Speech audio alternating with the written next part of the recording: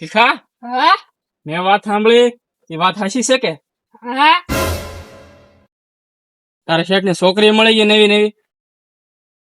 ઈ વાત તો હશે એલા. શેઠ ને 2-3 વખત તો મેં ઈ છોકરી હારે વાત કરતા ભેળા. તને ખબર છે ભીંડો હું કામ વાવ્યો? હું કામ આવ્યો? હું કામ આવ્યો? ઈ છોકરીને છે ને પીળા ફૂલ બહુ ગમે. એટલું જ તો નહીં, એ ઈ છોકરીને છે ને સફેદ ફૂલ બહુ ગમે ને હરગો વાઈ દીધો. ઓકે ભીખા, આપણે બે સીધે શેતાન ને છોકરી મળી ગઈ. એટલે ઈ છોકરીને શેઠમાં એવું શું દેખાણું છે તે ઈ ને ગમે? આપણે શું કઈ ખામી છે એમ જોતો.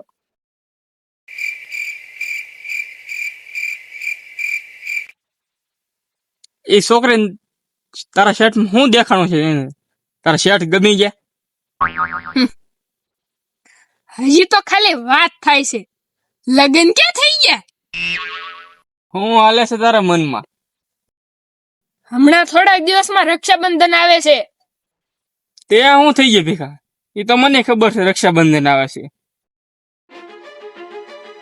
પેલા ભડાકે દેવાનો વિચાર છે?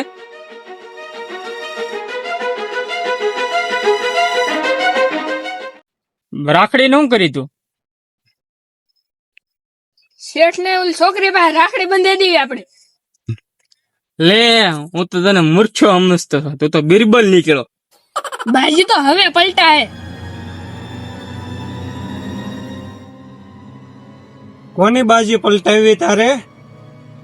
કાઈ નહીં શેઠ, ઈ તો આ ધમો કેતો રક્ષાબંધન નું. એમ હું કેતો છો? ઈ કે રક્ષાબંધન નું શું પ્રોગ્રામ છે? પ્રોગ્રામમાં આપણે શું હોય? કાંઈ નહીં, હેપી દિવાળી એમ. પેલા રક્ષાબંધન છે. ગાંડો થઈ ગયો છો? આ શું છે? રાખડી? હા, હવે સમજો તમે શું વિચારો છો. ઓલી છોકરી પાસે મને રાખડી બંધાવડાવી છે એમ ને? એમ નહીં શેઠ, હવે તેમ કીધું ઈ છોકરી છે કોણ? તારે જાણવું છે એ કોણ છે? હે, એ મારી હગી બેન છે, હગી બેન.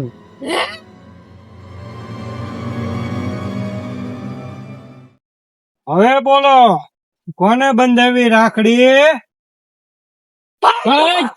ઉભો ને.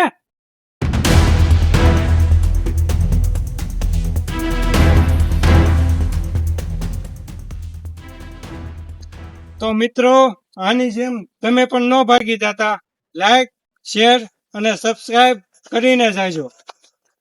એ બધાને હેપી રક્ષાબંધન!